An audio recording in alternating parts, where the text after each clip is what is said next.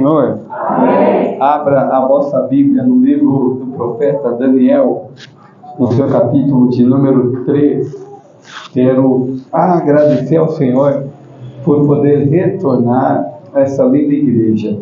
Que Deus abençoe a vida do pastor Alex. Muito obrigado mais uma vez pela confiança. Quero louvar a Deus pela amizade que eu tenho com o Senhor. Será um grande homem de Deus no literal. Que Deus ame o Senhor, toda a sua casa, toda a sua família. Que todas as bênçãos do Senhor estejam sobre sua casa. Minha pastor, a vida do diácono Jairo, esposa Érica, meu amigo de longa data, é uma honra sempre estar perto de vocês também. Que Deus abençoe, amém? A vida do coordenador Danilo, Deus te abençoe por esse trabalho.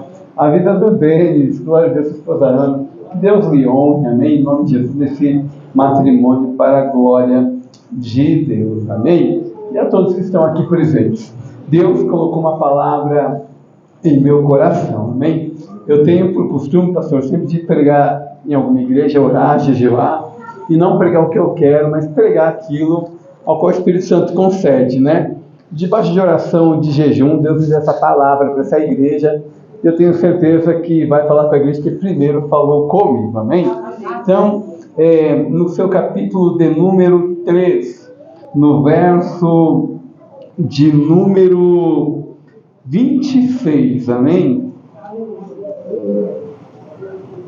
Glória, melhor, vamos no 23, tá bom?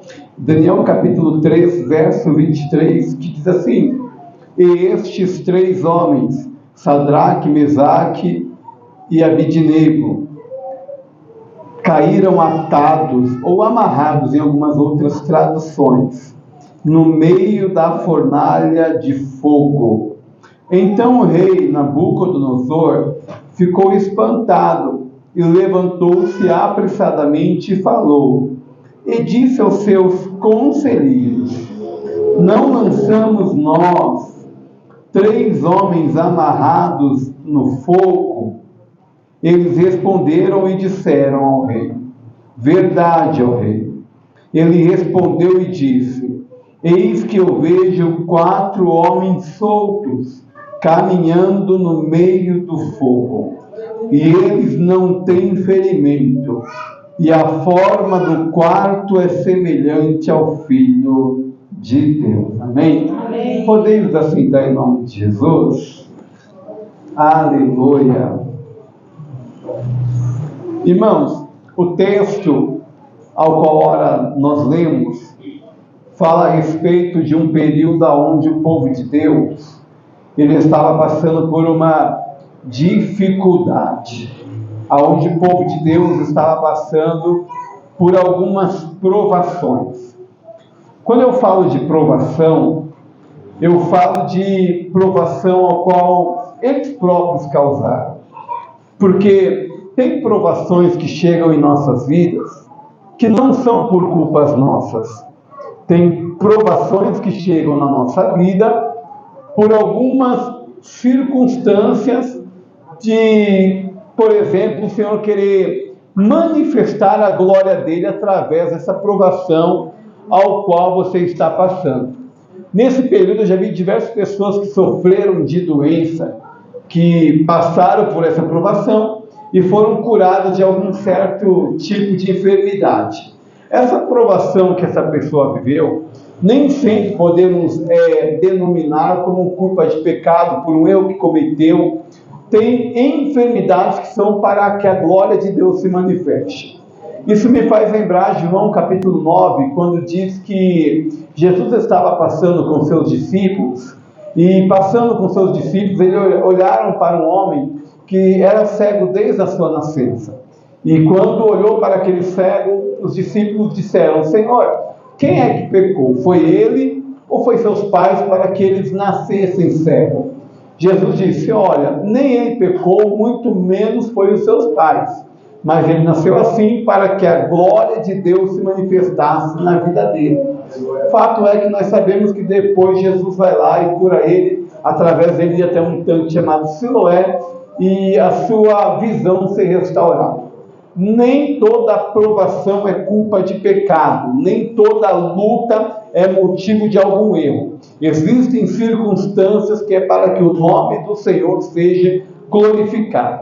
O texto que nós ora estamos lendo é um período onde o povo está num cativeiro babilônico. Tudo isso porque, desde Josué, capítulo de número 6, nós vamos entender que Deus ele foi dando terras para as 12 tribos de Israel. E dando essas terras para essas tribos, nós vamos observar que, por um período que o povo começa a se residir lá, ter as suas moradias lá, havia-se uma lei. E qual que era a lei que havia? Vocês poderiam trabalhar 6 anos, porém no 7º ano vocês não vão trabalhar, não vão plantar e não vão colher. Esse ano 7º é o ano do descanso, ou seja, ninguém vai fazer nada, vai ser totalmente dependente de Deus. E coisa boa é ser totalmente dependente de Deus. Quem é dependente de Deus, ele não fica apavorado, ele não fica preocupado, porque todo aquele que é dependente de Deus, ele descansa no Senhor. Mas na verdade, ser dependente de Deus não é tão fácil. Por quê? Porque ser dependente de Deus vai renunciar com você algumas coisas, como você acreditar mais no mundo espiritual e sobrenatural do que no mundo natural e físico que nós vivemos. Nem todo mundo Deus chama para viver a vezes o sobrenatural. Só vive o sobrenatural quem se desprende do natural da terra. Fato é que no período de 490 anos, o povo desobedeceu. E desobedecendo, Deus fez uma soma. 490 anos, dividido por 7, que era o ano que tinha que se guardar. Que não guardou, vai dar 70. 70 é o número de anos que o povo pecou. Deus, então, muito inteligente, um Deus ao qual nós não temos como imaginar o tamanho da sua sabedoria, que é infinita, ele entendeu algo muito interessante. Já que o meu povo, estando na terra, não guarda a terra, eu vou trazer um povo inimigo, vou fazer eles dominar essa terra, levar eles para um outro lugar, para que a minha terra fique deserta. E nesse período de deserto, esses 70 anos, eles paguem com aquilo que eles provocaram contra mim.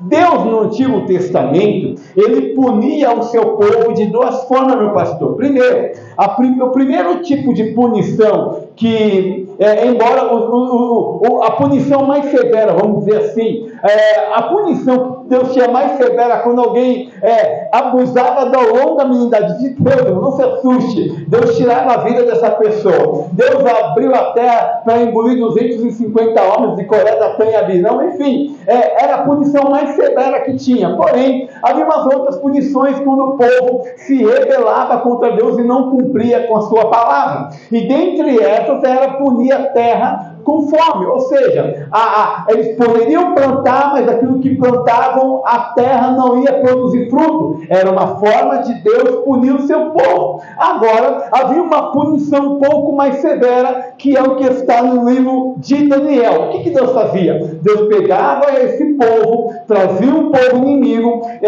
sitiava essa terra, dominava essa terra e levava esse povo para ser escravo de uma outra nação. É mais ou menos assim. Imagine nós, conhecendo a palavra, conhecendo a Bíblia, conhecendo nosso Deus, conhecendo os mandamentos, Deus pegar uma pessoa do mundo para corrigir você. Deus pegar alguém que não conhece a palavra, que adultera, que faz coisa errada, que rouba, que faz tanta coisa errada para te corrigir. São valores invertidos, não tem lógica. É mais ou menos o que Deus fez naquela época. Deus pegou quem não tinha compromisso com Ele para corrigir aqueles que tinham compromisso com Ele. Sendo que, na verdade, pela lógica natural, era para o povo de Deus ser instrumento para corrigir todos os erros que esse povo babilônico cometia na época. O povo babilônico é o mesmo chamado de povo caldeu, que vinha lá da Mesopotâmia, 2.000 quilômetros de distância da onde eles estavam. Olha que interessante,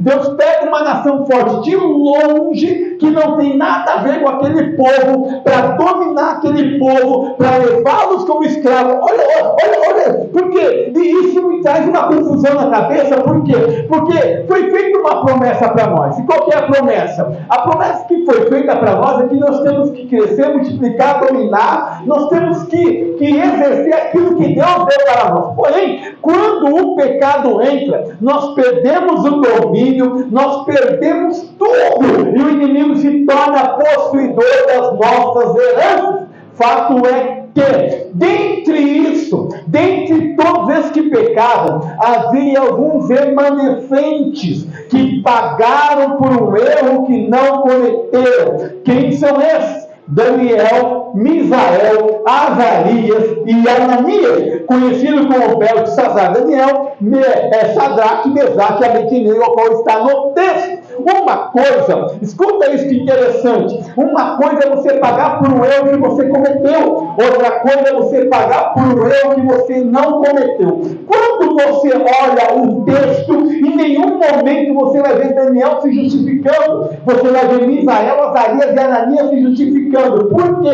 Porque eles entendiam que o pecado do povo era automaticamente o pecado deles. Mais ou menos assim, o que dói no pastor Alex também vai doer em mim. O que o pastor, o que o diácono já está sofrendo, vai ser sofrimento para mim também. Ou seja, traduzindo para o século XXI, estamos todos no mesmo barco. O que eu já quero trazer como aprendizado para a sua vida, é muito bom você estar bem, mas melhor ainda é ver o meu próximo bem. Ela vai chegar na calahara, chega, agora chega na calahara. Deus está levantando pessoas para serem intercessoras. Você intercessor na tua vida, na tua família, na tua vida profissional, na tua vida financeira. Deus está levantando pessoas para te ajudar. Elias, ele só foi pedir a morte, só foi para debaixo do livro, porque se você olhar o capítulo número 21, você vai ver que ele adultera o moço. Mas enquanto ele tinha o moço do teu lado, havia fogo no céu, e descia o altar, e fogo no altar. Meu Deus do céu. E quando tem alguém acreditando em você, você não para. Você não para. E aí chega nesse cenário. E esse cenário do ataque babilônico é dividido em 3 etapas, que levou cerca de 10 anos. O primeiro ataque levou os nobres, os mais intelectuais, os mais inteligentes, e levaram para dentro do palácio. Dentro do palácio estavam quem? Daniel, Misael, Azarias e Ananias. Por quê? Porque era filho da nobreza, eram homens inteligentes que estavam dentro do palácio. Anos mais tarde, vai vir uma segunda leve cativa que o povo babilônico vai trazer. Aí vai estar do lado de fora do palácio. Quem é que vai estar fora do palácio? Vai estar cerca de 50 mil judeus, junto com ele o profeta Ezequiel, que estava à margem do rio Quebar. Essa margem do rio Quebar é em volta do palácio de Suzã, na província de Tura. Havia um profeta ali. Anos mais tarde, o povo de Israel, uma minoria, se levantou, de Judá, perdão, Reino Sul, se levantou contra a Babilônia. Então, Nabucodonosor levanta Nebuzaradã, não é língua estranha, é Nebuzaradã mesmo, que era capitão do exército da Babilônia, invade a terra de Jerusalém, no Reino Sul, arranca os portões, queima, derruba os muros, queima as casas e deixa tudo em devastação. Mas mesmo nessa devastação, Deus deixou ali um profeta. E que profeta que é esse? É o profeta chamado Jeremias. E aí que está a situação. Por quê? Porque logicamente, quem não quer habitar dentro de um palácio? Quem não quer comer das melhores comidas? Quem não quer dormir na melhor cama? Todo mundo quer. Mas se você for olhar no livro, no capítulo, se não me engano, 16 de Jeremias, a Bíblia diz que Nabucodonosor, conhecendo Jeremias, vai convidar ele para dentro do palácio. palácio. Jeremias, como profeta, ele poderia abrir mão de estar no meio daquela destruição e para dentro do palácio. Mas Jeremias entendeu aonde é que estava a sua chamada. A chamada de Jeremias não estava dentro do palácio, estava dentro da destruição. Tem profeta que vai ser levantado para estar no meio dos políticos. Tem profeta que vai estar sendo levantado para estar no meio dos juízes, no meio dos advogados. Vai ter profeta que vai ser como Ezequiel, vai ter que estar no meio do povo, uma situação um pouco mais simples, mas vai ter profeta que vai ter que estar na biqueira, vai ter que estar nos lugares onde ninguém vai querer ir. Deus é um Deus inteligente. Aonde tinha uma parte do povo de Deus, havia um profeta com uma mensagem de Deus. Eu não sei o lugar que você atua, eu não sei o ambiente que você vive, mas eu sei de uma coisa, que aonde você pisar, vai ter uma palavra de Deus na tua vida. Deus sempre vai levantar alguém para te encaminhar, te levantar, te exercer a fazer aquilo que Deus manda na tua vida. Agora escuta isso. Porque quando chega o capítulo de número 1, vai falar acerca de Daniel. E Daniel está onde? Está dentro do palácio. Daniel foi chamado para estar dentro do palácio. E com toda a sabedoria, havia um ofício ao qual Nabucodonosor determinou para Daniel. Qual era o ofício? Os judeus, eles falavam o hebraico. E o povo caldeu falava o aramaico. É mais ou menos assim, nós falamos o português. Porém, agora, esse povo que fala português não vai ter que falar mais português. Vai ter que aprender o inglês. Então, Nabucodonosor levanta Daniel para que no espaço de 3 anos ele aprenda e ensine fluentemente a língua aramaica. Daniel lhe foi chamado para um objetivo, para um propósito. E parece que esse propósito não tem nada a ver com tudo aquilo que Daniel aprendeu da parte de Deus. Mas quando eu olho para a palavra, quando Deus prepara Daniel para estar dentro do palácio, havia um objetivo. Por quê? Porque, na verdade, nenhuma restauração, ela vem de fora para dentro. Toda restauração, ela vem de dentro para fora. Uma restauração, ela nunca pode vir de fora para dentro, mas sempre de dentro para fora. É isso que nós temos que entender. E baseando-nos nisso, a Bíblia diz que Daniel, em um de seus dias, estando no palácio, para encurtar a história, a Bíblia diz que esse rei, ele vai ter um sonho. E quando esse rei ele tem um sonho, que é Nabucodonosor, ele sonha com uma grande estátua. E essa grande estátua, ela tinha cabeça de ouro, peito de prata, quadril de bronze, pernas de ferro e pé de ferro com barro. No fim disso, uma enorme pedra vinha e atacava os pés dessa estátua. Quando atacava o pé da estátua, aquela estátua toda ia para o chão, caía por terra. E isso trouxe muita perturbação para Nabucodonosor.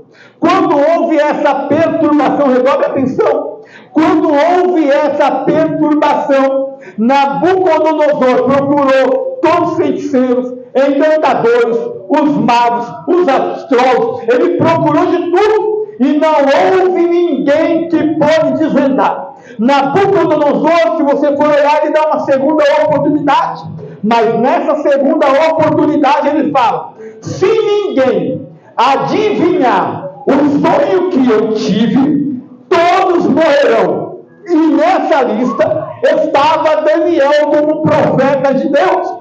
Daniel, sabendo-se disso, ele pede para o servo de Nabucodonosor dar um espaço de 3 dias, que nesse espaço Daniel iria trazer a interpretação do sonho. Mas olha que interessante, não é um sonho que Nabucodonosor contou. Nabucodonosor não ia contar o sonho para Daniel e Daniel interpretar. Era um sonho que estava trazendo perturbação para Nabucodonosor. Quem aqui já sonhou e esqueceu daquilo que sonhou? Mas sabe que não foi algo bom. Está explícito na Bíblia isso. Nabucodonosor sonhou com algo terrível, não se lembrava o que era, trouxe perturbação para ele, e ele queria alguém que interpretasse esse sonho que ele tinha esquecido. Mas como que eu vou interpretar um sonho? Está na Bíblia. Como que eu vou interpretar um sonho do Senhor se o Senhor não me fala o sonho? É impossível! É impossível isso! E pior, quem não interpretar vai morrer. Está no texto, está no texto. Como que eu vou interpretar um sonho que a pessoa que sonhou não sabe o que é? Em outras palavras, se o Senhor não sabe, eu tenho que saber, meu Deus. Daniel falou, me dá um espaço de 3 dias. Porque nesse espaço de 3 dias, o meu Deus, Ele vai fazer grandes coisas. Daniel, escuta isso. Daniel, ele traz a interpretação. Ó rei, o teu sonho foi assim. Estava tu no teu trono, no teu palácio, e tu viu uma enorme estátua, cabeça de ouro, peito de prata, quadril de bronze, pernas de ferro e pés de ferro com barro. Isso representa 5 reinos. A cabeça de ouro é o teu reino, que é o maior, a Babilônia. O peito de prata é um reino que vai vir após ti, que é o Medo dos persas. O reino do quadril, que é o quadril de bronze, é o reino da Grécia. E a Grécia vai destruir os medos e os persas. Mas vai ter um outro reino, que vai ser das 2 pernas, que é o reino de Roma, que vai ser rígido no seu aspecto de cobrar imposto, porém a outra perna vai permitir o misticismo e o sincretismo, mistura de raças e mistura de crenças. Porém, haverá um outro reino, e esse outro reino é o reino futuro. Porém, o que está espantando o Senhor é que uma enorme pedra vinha e atacava essa pedra, e essa estátua caía por terra. Contudo, o teu tempo no teu reino, ele tem um início, mas ele também terá um fim. Então Nabucodonosor entendeu: ferro se quebra, prata se quebra, barro se quebra, tudo se quebra. Agora, ouro não se quebra. Tenta quebrar uma aliança de ouro, tenta rachar ela. A única coisa que você consegue é derreter ela. Nabucodonosor teve uma ideia, já fez. Vou fazer essa enorme estátua, só que eu vou fazer toda de ouro. E eu quero ver se eu fazer toda de ouro, quem é que vai derrubar essa estátua? Aí nós entramos no capítulo 3, e dá a tua atenção que eu termino em 15 minutos. Quando chega o capítulo 3, Nabucodonosor faz uma enorme estátua, toda de ouro. Quando ele faz essa enorme estátua, ele já estava se colocando na posição de um Deus, de ser maior do que Deus. Aí a Bíblia diz que ele lança um decreto, que você sabe melhor do que eu já ganho tempo com isso, que qualquer um, ao som da gaita, do pífaro, de tudo quanto é sorte de instrumento, não se prostrar e adorar, vai ser lançado aonde? Na fornalha de fogo. Com toda humildade, nós temos uma concepção hoje que é errada. Qual é a concepção? Pecou, tem que ir para a fornalha. Pecou, errou, tem que passar pelo fogo e ser provado. Cometeu algum deslize, tem que ir para o fogo, porque fogo fala de provação. Só que a Bíblia diz que no meio de todo aquele povo havia 3 que não se prostraram, que é Daniel, que é Misael, Azarias e Ananias, Sadraque, Mesaque e Abednego. Eu não sou Deus, eu não sei onde Daniel estava, eu não vou ficar inventando história, eu vou ficar aqui dentro do seu Paulo, vou pegar a Bíblia. Aonde Daniel estava, eu não sei. Eu só sei que estava de Ananias. Então eles estão ali, eles não se prostram. Agora, olha que interessante. Havia outros muitos judeus que se prostraram. E se prostrando, eles cometeram um pecado. Me pergunta qual? Idolatria. Porque Deus disse que não era para adorar nenhuma outra imagem. Nenhuma imagem. E o povo comentar nos 10 mandamentos. O povo se prostrou e adorou aquela imagem. Agora, olha que interessante. Quem cometeu pecado não foi para a fornalha. Agora, quem não comete pecado vai ter que entrar na fornalha. Posso falar mesmo? Fornalha não é para quem peca. Fornalha não é para quem erra. Fornalha não é para quem está no erro. Mas Senhor, que provação que é essa? Provação pela fornalha. É porque você está sendo aprovado por Deus. Talvez alguma área da tua vida está em provação. Isso não é sinônimo de pecado. É porque Deus está vindo além dessa provação que você está passando. Nós, seres humanos, nós somos imediatistas. O nosso Deus não é um Deus imediatista. O nosso Deus é um Deus futurista. Tudo aquilo que você não está vendo, Ele já está enxergando.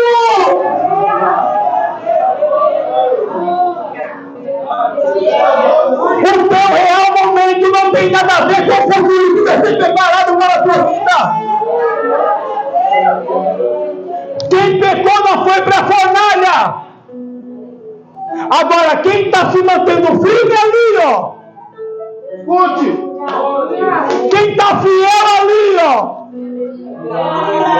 Eu posso falar mesmo? Só vai para, oh meu Deus do céu. Só vai para a fornalha crente que é fiel a Deus. Só vai para a fornalha crente que não murmura. Só vai para a fornalha crente que não reclama. Aí olha que eu gosto de crente posicionado. Porque crente que é posicionado não tem blá blá blá não. Nabucodonosor, ele tem como falar assim, olha, eu vou dar uma segunda oportunidade. Misael, Zacarias e Ananias dizem que não precisa nem de dar uma segunda oportunidade para nós. Nós estamos decididos, nós não vamos adorar isso aí não. O nosso negócio é com Deus. Mas sabe qual é o nosso problema? Nós damos ibope para alguém que não tem palavra de Deus, não tem conselho de Deus, não tem vida com Deus. Será? Nós estamos ouvindo pessoas que não lê Bíblia, que não recebem conselho de pastor, não dizem nada, e estão ouvindo essas coisas. Eu posso falar mesmo? Sabe quem está indo para a fornalha aqui? São jovens de 14 anos, de 15 anos. É novo, mas tem hora mais séria.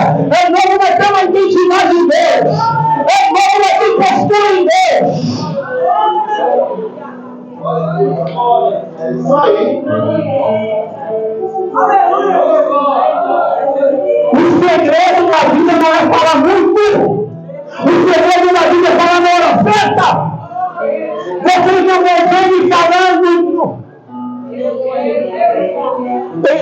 Se é no século XXI, meu pastor, quando está fazendo uma estátua, aí você vai se prostrar. Ah, eu não vou não. Ó, o Joãozinho não vai se prostrar não, hein?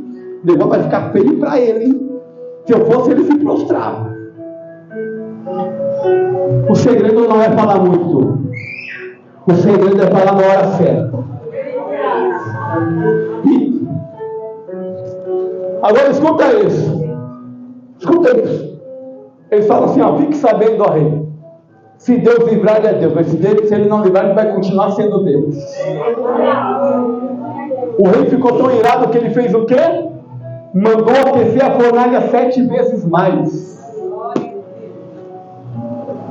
Ele pega 2 soldados muito fortes. Sabe o que ele faz? Eles amarram os 3. Atam os 3. Amarram mesmo. Amarram. Porque na mente dele eu quero ver escapar desse fogo.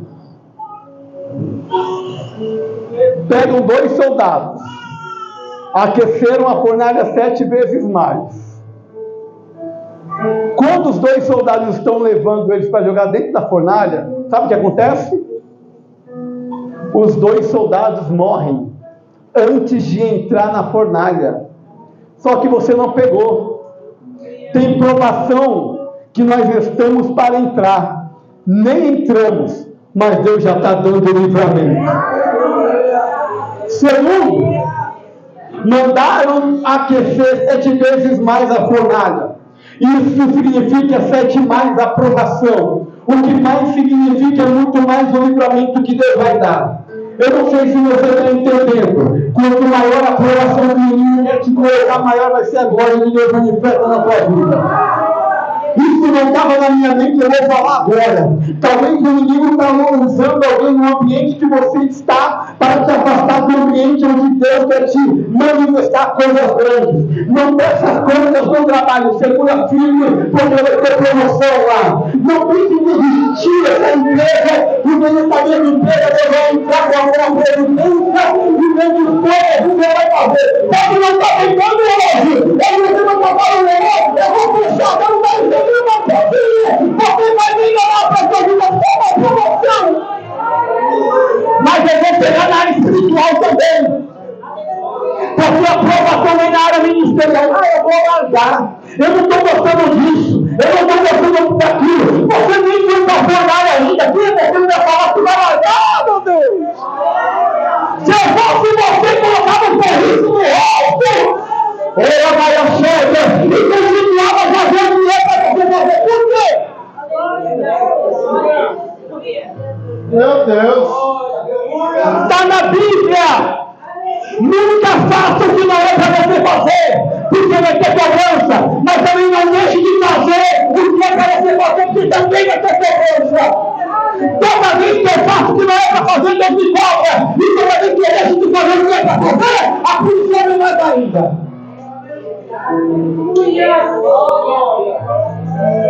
Tem muito crente que vai ficar frustrado quando ficar velhinho. Eu poderia ter feito e não fiz. Poderia ter trabalhado e não trabalhei. Não deixe para amanhã o que é para agora. Pastor, eu não sei. Vai orar, vai jejuar, se Deus vai desvendar. Procura o pastor, ora por mim. Ele...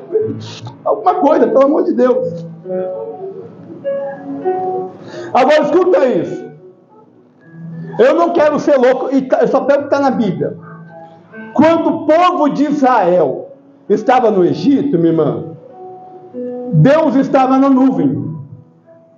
Está em Êxodo. No capítulo 1, no capítulo 16, 17, 18, 19, 20, 21, 22, a nuvem era Deus. A coluna de fogo era Deus. A pedra que Moisés bateu era Deus. Está no texto. Está escrito, ó. Aí a pedra era Deus. Paulo fala na carta aos Coríntios, capítulo 4, que aquela pedra que Moisés bateu era Deus. Por que estou dizendo isso? Nabucodonosor disse: eu vou lançar no fogo esses 3 homens jovens amarrados, e eu quero ver quem pode livrá-los. Uma pergunta normal: o que apaga fogo, meu pastor? Deus poderia jogar água lá e apagar aquele fogo? Tem 2 tipos de vento. O vento que vem para aumentar o fogo, depois você estuda isso, que é normal, né? Curso de bombeiro, não fiz, mas eu estudei para isso. O vento que vem para aumentar o fogo e vento que vem para dissipar o fogo. Tem 2 tipos de vento. Poderia ser vento. Poderia ser tanta coisa, mas Nabucodonosor queria ver quem era o homem que poderia livrar ele. Lançaram ele na fornalha. 5 minutos eu acabo. Quando lançou ele na fornalha, 2 coisas chamou a atenção.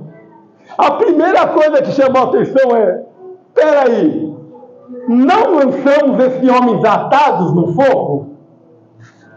Amarrados? Sim. Segundo, não lançamos 3? Sim. Mas por que, Nabucodonosor? Porque eu estou vendo 3 homens. Porque eu estou vendo, na verdade, 4 homens. E lançamos 3. Segundo, não lançamos amarrados. Eles estão desamarrados. Isso me dá a entender que toda provação que o inimigo tem contra a nossa vida é para nos amar. Mas quando passamos pela provação, falando na hora certa e no momento certo, Deus desamarra tudo aquilo que o inimigo está amarrando. Eu não sei qual área da sua vida o inimigo amarrou, mas hoje é Deus de desamarrar tudo aquilo que ele amarrou.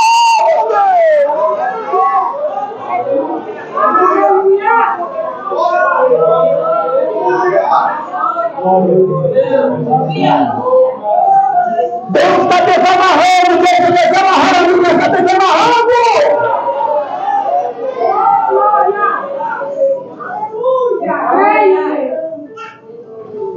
Aí ele vai dizer assim, olha, e tem um negócio.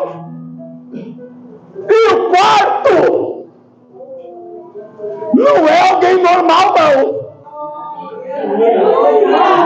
Ele é semelhante ao Filho de Deus.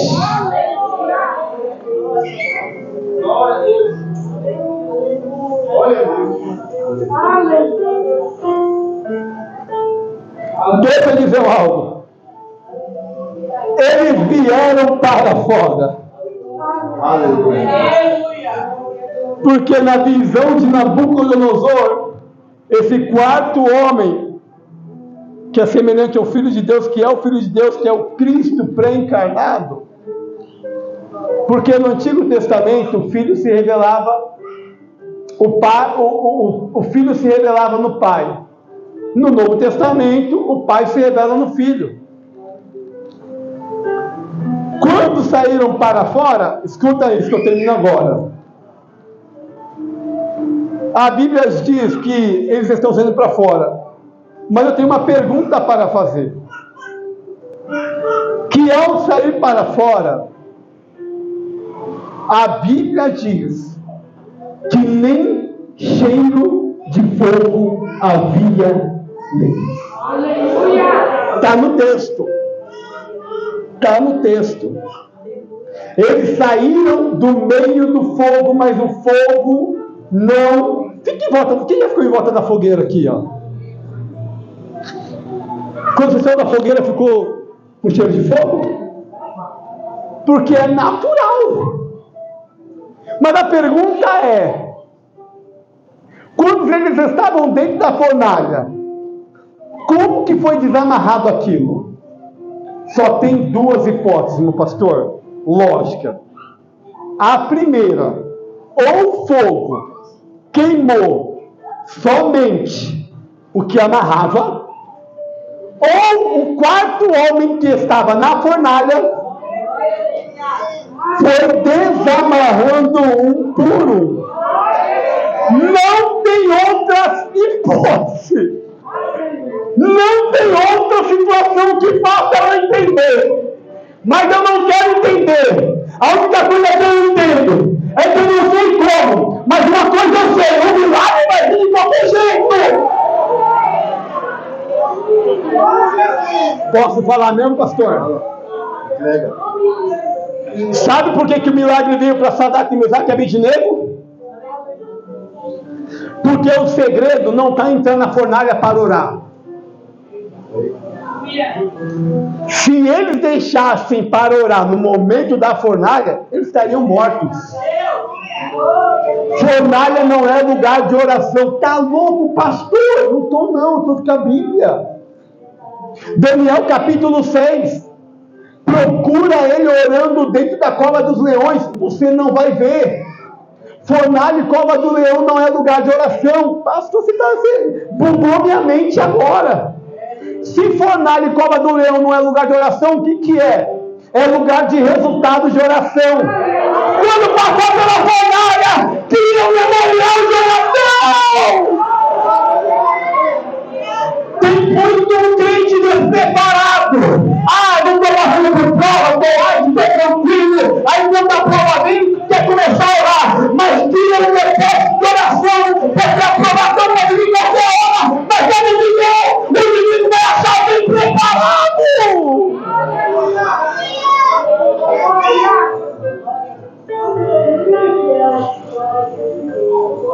Se o senhor é dono de uma empresa, se o senhor é dono de uma empresa e precisa de alguém que crie uma planilha lá para o senhor vai chamar alguém despreparado para trabalhar nessa planilha? Você acha que Deus escolhe pessoas despreparadas?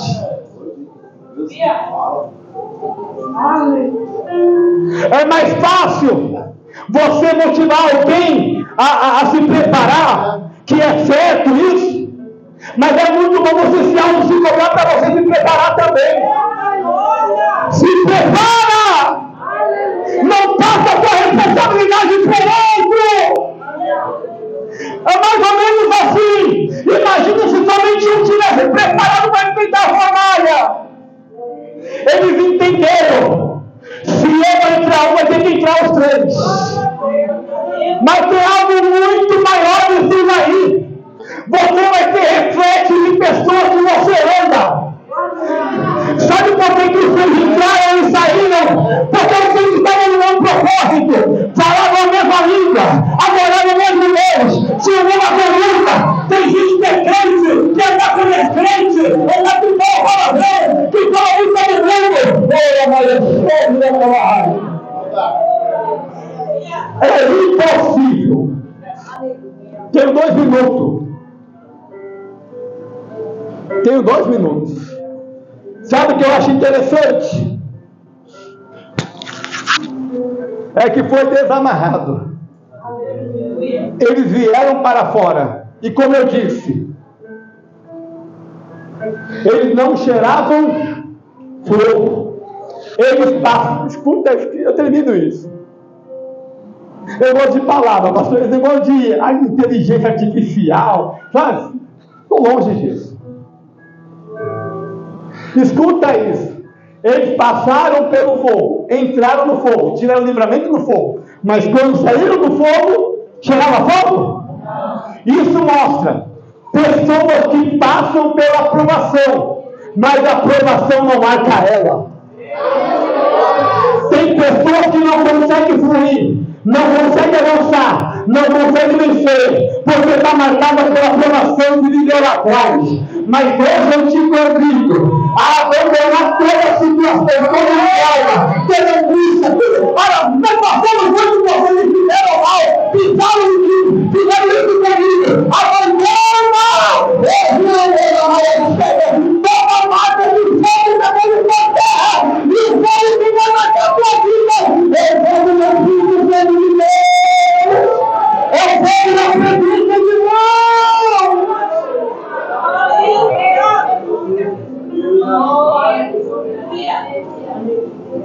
Das duas, uma.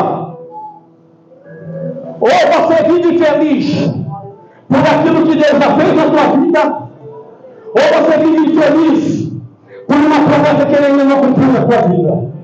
A minha pergunta é: vai viver feliz por tudo aquilo que Ele fez na sua vida, ou vai viver feliz por uma promessa que ainda não se cumpriu? Fica tranquilo, porque o que Ele já fez na sua vida já é o motivo de você dar glória a Deus. Isso ainda é promessa que não chegou. Vai orar, porque não vai chegar para a tua vida e não me deu glorificado. Minha última fala, está no texto. A Bíblia diz: portanto eu faço um novo decreto, que todo povo, nação e língua que fale qualquer coisa errada contra o Deus de Israel, de Sadraque, Mesaque e Abednego, seja cortado em pedaços, e as suas casas sejam feitas em puro, porque não existe um outro Deus que possa livrar dessa forma. Então o rei promoveu Sadraque, Mesaque e Abednego. Você não está vendo o que Deus está vendo. Toda essa aprovação que você está passando de uma fidelidade de Deus, ele tem um objetivo. Então, pastor, vai trazer uma promoção para a sua vida. Se prepara, porque vai ser promovido.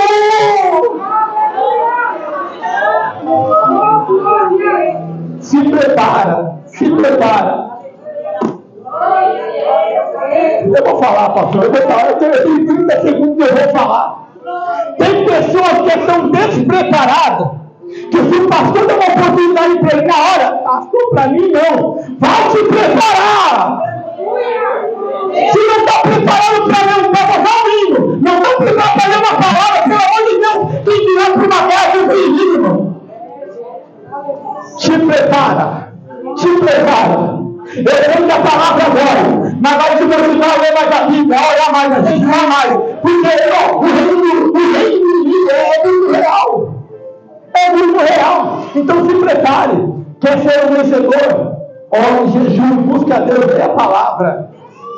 Você vai ser um crente que o inimigo não vai te derrotar. Você vai ser um crente habilitado a vencer em todas as áreas da sua vida. Você é uma ave. Uma asa tua é a tua vida profissional e financeira. A outra asa tua é a tua vida ministerial e profissional. A tua vida ministerial e espiritual. Nenhuma ave voa com uma asa só. Invista na tua área ministerial. Invista na tua área espiritual. Invista na tua área profissional. Invista na tua área financeira. Voe com as duas asas que você vai chegar longe em nome de Jesus. Amém? Eu quero orar pela tua vida.